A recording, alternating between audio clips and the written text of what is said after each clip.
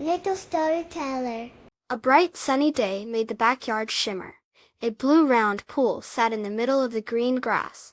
Lily, a little girl with bright pink hair tied in pigtails, stood at the edge. Her best friend, Max, a boy with a big smile and a yellow t-shirt, stood next to her, holding a red beach ball. A fluffy white bunny, Snowdrop, hopped around their feet. The water in the pool looked very still and a little bit chilly. "Brar," said Max, hugging the beach ball. "The water looks super cold." Lily wiggled her toes near the edge. It did feel a bit nippy. Snowdrop twitched its nose, looking at the water curiously. Lily took a deep breath. She looked at Max, who was still shivering a little. She looked at Snowdrop, whose fluffy fur bounced as it hopped. "I'll go first," she said, in a brave voice. Splash! Lily jumped into the pool. The cold water made her gasp for a tiny moment.